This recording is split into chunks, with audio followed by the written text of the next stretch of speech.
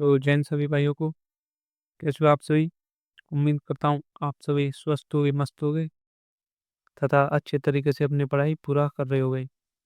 आज हम भी इस वीडियो में घन के बारे में पढ़ेंगे कि बेसिकली घन क्या होता है तथा इसका वक्र पृष्ठीय क्षेत्रफल, कुल पृष्ठीय क्षेत्रफल, आयतन, विकर्ण क्या क्या होते हैं, इन सभी का मान ज्ञात कर देंगे हम। तथा आप समझिए घन क्या होता है। ये होता है एक वर्ग होता है, ये एक फलक है, मतलब इस घन का ये एक दीवार है। जैसे कि ये पीछे वाली दीवार है जो ये एक दीवार है। तो इसमें ऊंचाई तथा ये चौड़ाई सभी बराबर होती है वर्ग में। यानी 6 फलकों से मिलकर ये घन बना होता है, इसकी सभी भुजाएं क्या हों, बराबर हों। ये इसे घन बोलते हैं।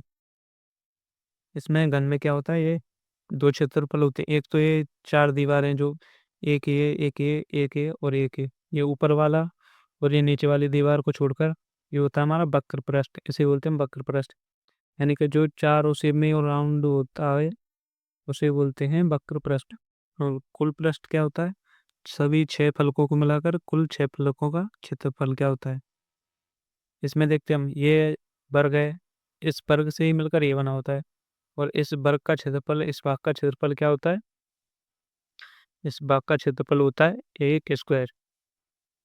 ठीक है। तो इसमें ये वक्र है, इसमें इसमें देखेंगे हम वक्र पृष्ठ है। वक्र पृष्ठ में क्या होगा, ये चारों तरफ से बाउंड्री होगी। ये ऊपर वाला और ये नीचे वाला फलक नहीं होगा। तो इसमें कितने फलक हुए, 4 फलक। तो वक्र पृष्ठ का क्षेत्रफल क्या हो गया, वक्र पृष्ठ का क्षेत्रफल हो गया 4a²। इसी प्रकार कुल पृष्ठ में क्या होगा, कुल पृष्ठ में ऊपर वाला और ये नीचे वाला फलक भी शामिल हो जाएगा। यानी कि कितने फलक हो जाएंगे, 6 फलक। इसको बोलते हैं फलक। जो एक एक भाग होता है उसे फलक बोलते हैं। तो इसमें कुल पृष्ठ में क्या हो जाएगा, कुल पृष्ठ में हो जाएगा इसका 6a²। इन फॉर्मूलों को हम एग्जाम्पल की मदद से भी समझेंगे। तो अब इसका आयतन, आयतन क्या होता है, जैसे ये एक फलक है, इसका क्षेत्रफल हो गया ए, इसको ए ऊंचाई तक यानी कि a² हो गया इसका क्षेत्रफल। इस नीचे वाले का क्षेत्रफल से मैं डार्क कर देता हूँ, इसका क्षेत्रफल हो गया a²। अब इसे क्या करना है, ए ऊंचाई तक इसका गुणा करते जाना है, ए यानी कि गुणा करना है ए का। तो ये ए का गुणा करना है तो ये हो जाएगा a³ इतना। अब यहाँ पर ये विकर्ण, विकर्ण क्या होता है, विकर्ण में एक तो इस पृष्ठ का ये, इसमें देखिए एक तो ये पृष्ठ है, इस पृष्ठ में एक तो ये विकर्ण हो जाएगा यहाँ से इस प्रकार यहाँ से यहाँ तक। तो ये वाला विकर्ण तो होता है, इसे हम लिखते हैं एक पृष्ठ का विकर्ण। एक पृष्ठ, एक पृष्ठ का विकर्ण का फॉर्मूला होता है √2a। ये तो ये था एक पृष्ठ का विकर्ण। और जो इसमें समीकरण, ऐसे बॉक्स में यहाँ से लेकर यहाँ तक जो ये वाला विकर्ण होगा, इसका फॉर्मूला होता है, जो कि ये वाला विकर्ण सबसे लंबा होता है इस बॉक्स में, ये होता है सबसे लंबा विकर्ण।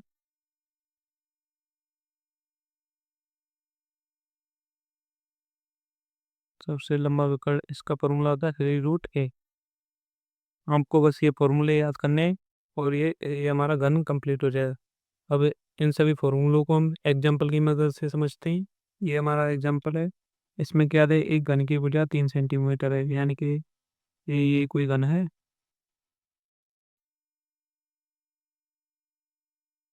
ये घन दिया हमें, इस घन में क्या दिया है, एक इसकी भुजा दी है हमें 3 सेंटीमीटर। एक ये भुजा दी है हमें 3 सेंटीमीटर तथा इसका हमें वक्र पृष्ठीय क्षेत्रफल ज्ञात करना है। वक्र पृष्ठीय क्षेत्रफल क्या होता है, इसका होता है 4a²। वक्र पृष्ठीय क्षेत्रफल। अब हमें सिंपली, ये हमें ए का मान दिया 3 सेंटीमीटर, हम यहाँ रखेंगे 4 × 3 का स्क्वायर।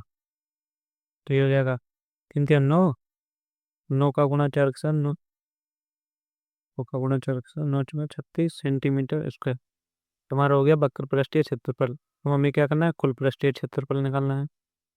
क्योंकि हम जानते हैं कुल पृष्ठीय क्षेत्रफल क्या होता है, 6a²। यानी कि कुल में हमारी सभी भुजाएं शामिल हो जाएंगी। वक्र में हमारी सिर्फ ऊपर नीचे को छोड़कर, इस वाले फलक को छोड़कर और इस वाले फलक को छोड़कर एक, ये मार्ग आमने सामने के दोनों इधर के, ये चारों फलक शामिल होते हैं। इसमें क्या हो जाएगा, 6 यानी कि एक की जगह 3 का वर्ग गुणा में, ये हो जाएगा 3 का वर्ग यानी कि 9, 9 का 9 शून्य 54, ये हो जाएगा हमारा 54 सेंटीमीटर स्क्वायर। अब इसका हम आयतन निकालेंगे। आयतन क्या होता है इसका? ए क्यूब होता है। घन का आयतन क्या होता है? घन का आयतन होता है ए क्यूब, यानी कि 3 का क्यूब। तो ये होता है 9 नहीं हुआ यहाँ पर 3 हो, क्योंकि यहाँ पर ये भुजा 3 है। तो हो जाएगा 3 गुणा 3 गुणा 3, 3 से 9 होती है 27, हो जाएगा 27 सेंटीमीटर क्यूब घन का आयतन। ये हो गया। अब इसमें विकर्ण ज्ञात करना हमें। विकर्ण में दो विकर्ण होते हैं, एक तो एक फलक वाला, यानी कि ये एक फलक हो गया, इसका एक फलक का विकर्ण, और एक विकर्ण होता है जो इसमें सबसे लंबा वाला ये विकर्ण होता है। तो ये सबसे लंबा विकर्ण होता है, ये होता है √3a।